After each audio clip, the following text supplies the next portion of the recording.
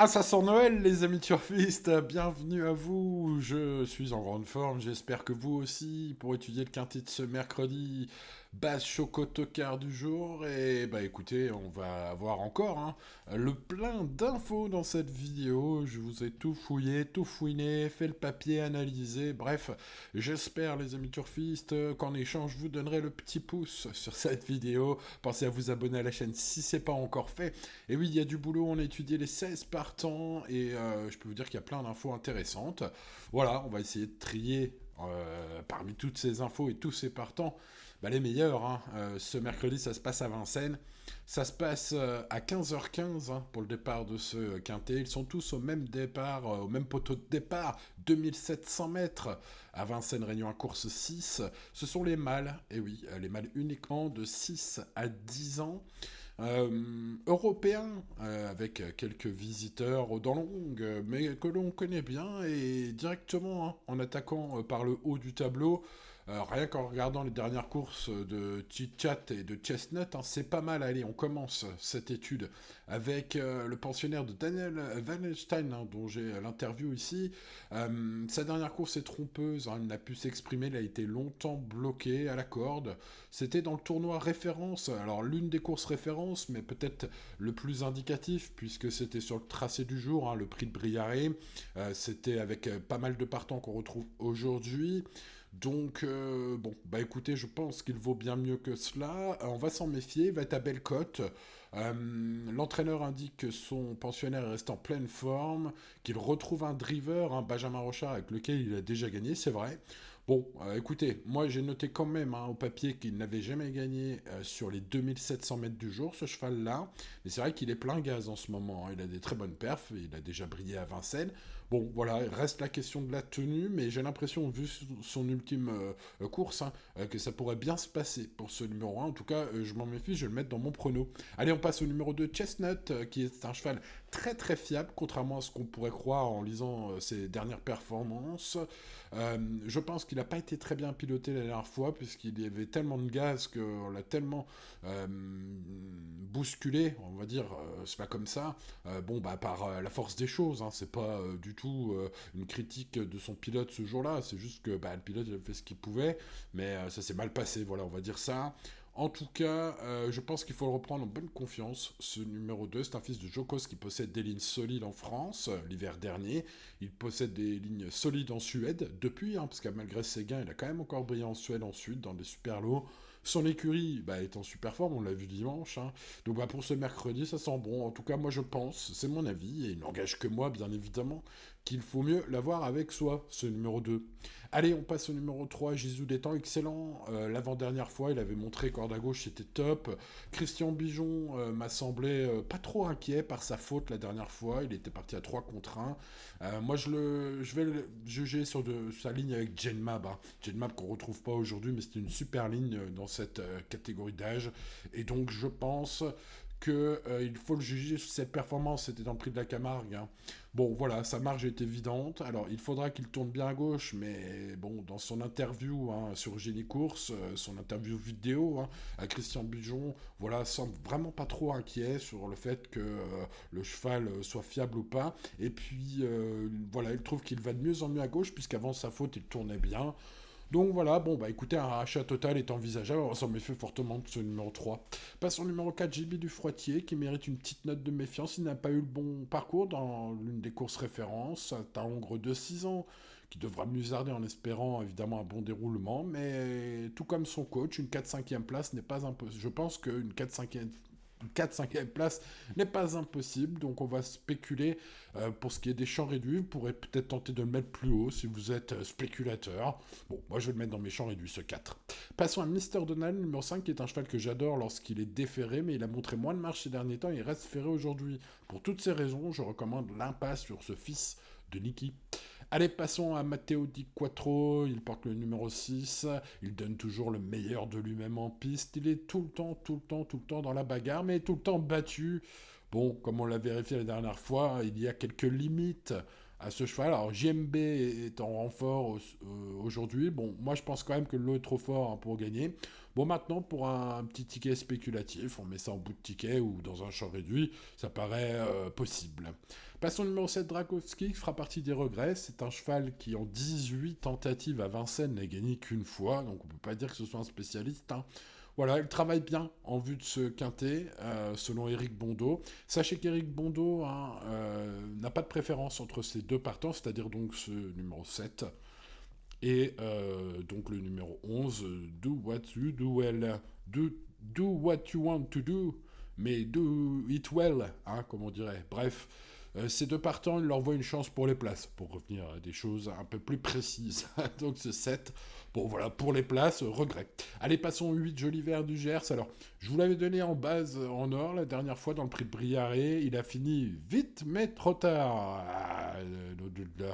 Bon, bref, il a fini quand même quatrième, donc pour les joueurs de carté, les quintés, de multi, c'était bien, c'était une bonne base de jeu, ce numéro 8. Bon, est-ce qu'aujourd'hui il faut le prendre en base? Bah écoutez, comme en dernier lieu, je pense qu'il va faire l'arrivée s'il a un bon parcours, mais ça reste un attentiste, puis j'espère que Mathieu Abrivard s'est un peu plus inspiré, surtout pour trouver un dos qui le ramène un peu plus tôt dans le parcours. Si tel est le cas, même face à ce lot un peu plus relevé que la dernière fois, je pense qu'il peut briller, et puis sa cote va être intéressante. Pour toutes ces raisons, ça pourrait bien être mon... Ah, on verra ça à la fin. Son numéro 9, elle est Bocco, qui vient de se montrer fautif très rapidement lors de ses deux ultimes sorties. Il n'a pas démarré. Bon, c'est un cheval qui travaille bien le matin, selon Dominique Lochneux, son entraîneur, sachez-le. Mais bon, c'est un fils de Ready Express qui déçoit, qui a besoin de rassurer, j'ai envie de dire, pour spéculer seulement. On peut le mettre dans les champs réduits vraiment si la cote vaut le coup, hein. Passons au grand favori du jour, qui vient de s'imposer en tongs et en serviette de plage par 2 fois de suite. Il s'appelle Je te cherche, il porte le numéro 10, et notamment, hein, l'ultime fois dans la course référence du prix RFM, et il a devancé 5 chevaux très facilement qu'il retrouve dans le quintet de ce mercredi. Théo Duval d'Estaing indique dans la presse que son cheval s'adapte à tous les parcours et se montre, à mon avis, très chaud dans ses propos. Ouais, je pense qu'il a envie de tripler la mise, hein, Théo. Donc, bah écoutez, voilà, au papier, Je te cherche, peut encore tous les battre. On passe au 11, Do What You Do Well, le 11, voilà, pour être précis. Il devra absolument courir caché et dépendra beaucoup du scénario de course. Il n'a pas de marge, visera les places, et comme je le disais, hein, malgré la présence d'Éric Raffin au sulky, Éric Bondeau n'a pas de préférence entre ce 11 et son autre pensionnaire, le 7. Voilà, un cheval aussi pour les champs réduits qui est en regret. Alors je n'ai pas gardé Greg De Niro, malgré ses talents d'acteur. Ce numéro 12 n'a pas été revu depuis octobre et il est ferré, il est à écarter, il fait une vraie rentrée, il vise d'autres échéances, voilà, c'est un bon cheval, mais il n'est pas en mode course.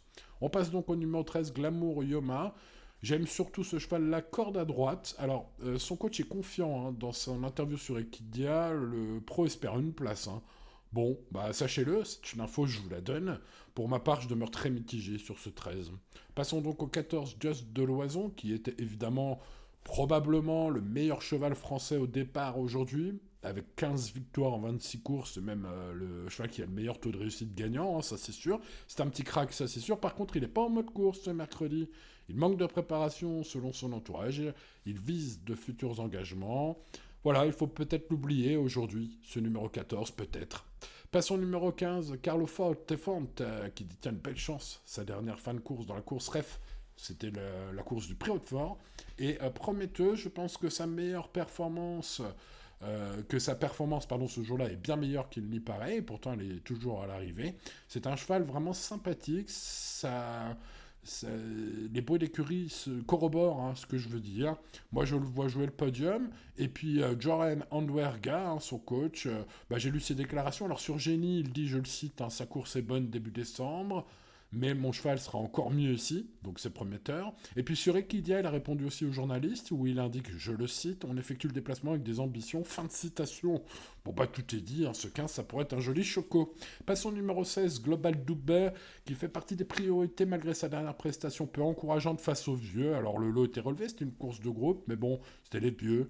Bon, ce 6 ans, là, aujourd'hui, affronte quand même plus de 6 ans, plus de chevaux européens. Alors, certes, la qualité est censée être moins bonne, mais moi, je trouve pas trop, donc je le vois peut-être plus pour une place aujourd'hui, malgré la confiance de Paul Ploquin, sachez-le, qui marche sur l'eau, hein. Dimanche, il a fait une journée du feu de Dieu, hein, Paul, notamment avec les pensionnaires de Daniel Braden.